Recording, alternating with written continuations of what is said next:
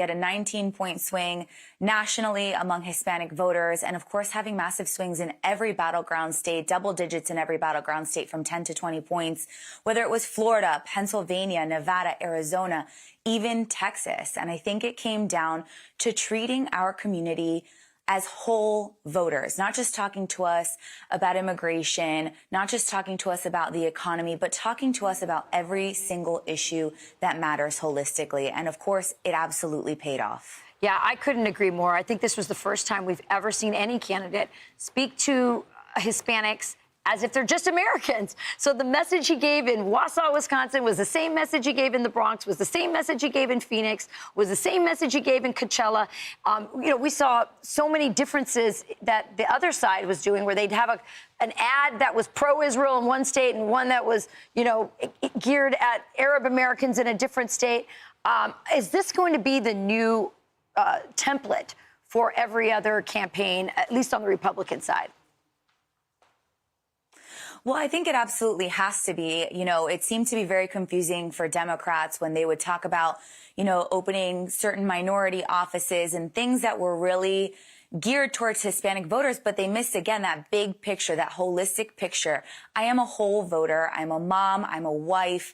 I'm an incredibly hard worker. And so when it came down to, again, those economic issues, President Trump was speaking to me and speaking to my community. When it came down to bringing down costs, whether it came down to cutting regulations, as a mom, I really cared about the issues that he talked about, because I have two young daughters. One's 4, the other one just turned 1 last week. And I wanted to hear about changes that would be made. Again, a family-oriented community, what my kids are learning in school. And I think Democrats absolutely miss that. One of the things that I noticed during this campaign trail is I'd get asked by the media all the time, well, how many minority community centers do you have? And again, President Trump was treating Hispanic voters like whole voters, like American voters, really taking care of those issues that mattered most, not necessarily pandering. And so what I say to those reporters and those Democrats who said, we have 300 minority offices, well, we have 300 electoral votes. That's right. That's good. Treating people as individuals, as God intended. Danielle Alvarez, thank you so much. Appreciate your time. Thank you. I'm Steve Ducey. I'm Brian Kilmeade. And I'm Ainsley Earhart. And click here to subscribe to the Fox News YouTube page to catch our hottest interviews and most compelling analysis. The party of the elites and Hollywood celebs taking aim at Vermont Senator Bernie Sanders after he slammed Democrats for abandoning working-class voters. But he's not backing down. You have millions and millions of people working for starvation wages. You got to speak to that reality. But what that man named Donald Trump did do is he said, I feel your pain. I know that you're hurting, and I have an explanation. And what Donald Trump did is provided an explanation. He went around, he said, I know you're angry, and the reason is that zillions of illegal immigrants are coming over. Now Democrats are trying out a new talking point, but it's not going over well. Even at MSNBC. On election night, of Donald Trump huddled with Elon Musk and Dana White. And these are his billionaire boys, right? Because that's who he is going to fight for. And now we need to make the message crystal clear. We're going to fight for you because it's you and your paycheck and your hard work that's on the line. And he's all in with them. You got It's hard to get behind that when even Americans see Trump rolling up his sleeves to connect with blue-collar workers. Kamala Harris tried to do that and failed flat. Here is actually a harvested U-Rod where we actually do grow it. So this is what it looks like when it comes out of our process of that. Do not touch it. Do not. Yes. I'm glad I asked. So please do not touch any of the And I won't touch that. That's right. Do not touch it, Kamala. Don't touch it. Don't she touch broke it, he'll fix it. That's what Donald Trump said, Brian. Now, it's really interesting to me. Donald Trump, a billionaire, did retail politics better than any of the Democrats. You see him in a garbage truck. You see him at McDonald's. I said, when is the next episode of Trump coming out? What do you think, Brian? And they don't resent him for being a billionaire, right? They actually like the fact that he's achieved success, but he values the everyday work that people do. I think it's great that Bernie Sanders wants Democrats to talk to the working class. The problem is, if Kamala said anything about her economic policy, it was his policy. Raising taxes, more regulation. It didn't work. Even if they start talking to the working class, they need a different message. That's exactly right. And Nicole, I'm reminded, I'm glad you mentioned that.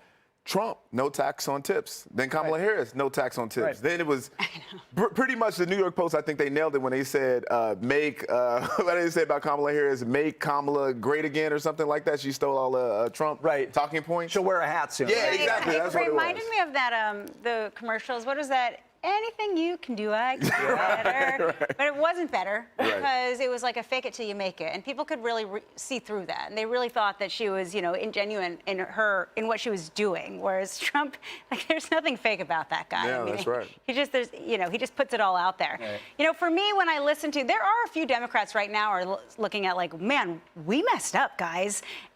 But the majority of them are still like, no, it's you, it's you, it's you. And it reminds me of people, you have that one friend who's always like, gosh, this roommate's a terrible person. They always do this, they do this. And then that roommate's terrible. And at some point you have to be like, well, maybe it's me. Maybe I need to look in the mirror and realize I've done something wrong. Right. And the moment that Democrats really start listening to the people that they are supposed to represent, maybe they'll actually get their messaging right. Well, And Anita, I was going to say, to Nicole's point, do you think Democrats will look in the mirror and do something different? It reminds me of the Taylor Swift song. It's me, I'm the problem, it's Right, me, right. right?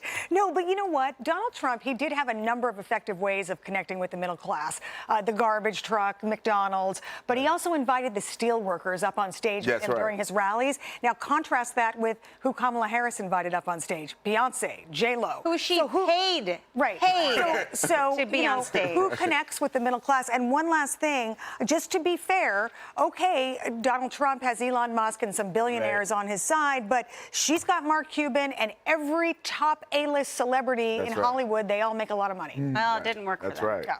Now to this, actor George Clooney is reportedly stepping away from politics after penning a New York Times opinion piece begging Joe Biden to drop his presidential bid. It comes as multiple reports reveal how Kamala Harris' star-studded campaign has caused Democrats to be $20 million in debt. She splurged on star-studded performances by Lady Gaga and Katy Perry and used her Rolodex of A-listers to campaign for her. According to an analysis of federal filings by the Washington Examiner, Kamala Harris spent $526 million more than the Trump campaign. I mean, you're the money man. What do you make of this, Brian? To me, it's such a perfect object lesson of the Biden-Harris economy, where we spent trillions and trillions of dollars, and everyone at the end of it felt terrible, like I can't afford anything. That's the problem, I think, with the progressive left. They don't actually know how to invest money. They think they can, and so they end up wasting all of it. And now you got to have, a conservative come in here and say, well, let me bail you out, and then we'll actually get this thing back on the right track. I agree with that. And Nicole, do you think they'll take Donald Trump's? Listen, at the end of the day, they have now proved that money can't buy you manners, morals, class, or apparently a presidency. And you know what? This is the olive branch. Accept it. President Trump would love to extend it and pay for your debt. That's what conservatives do. Yeah, and I wonder if they'll say okay. But it's, again, Donald Trump helping them again. I think not. Yeah, absolutely. Yeah, real quick on George Clooney, though. He doesn't like that he's getting blamed for this, but he's the one who wrote that op-ed. That's right. He opened Pandora's box, and I think he's going to live with this op-ed for a very long time. He's going to be just fine in Lake Como. Yes, he is. I'm certain. So really, versus giving Kamala Harris' campaign of $20 million, should Donald Trump just give it to George Clooney instead? He was a big help. Thank you, George Clooney. Yeah, Trump's most effective campaigners were all the people on Kamala's stage, as it turns out. Isn't that interesting? All those celebrities. Very much so. Hey, Sean Hannity here. Hey, click here to subscribe to Fox News YouTube page and catch our hottest interviews and most compelling analysis. You will not get it anywhere else.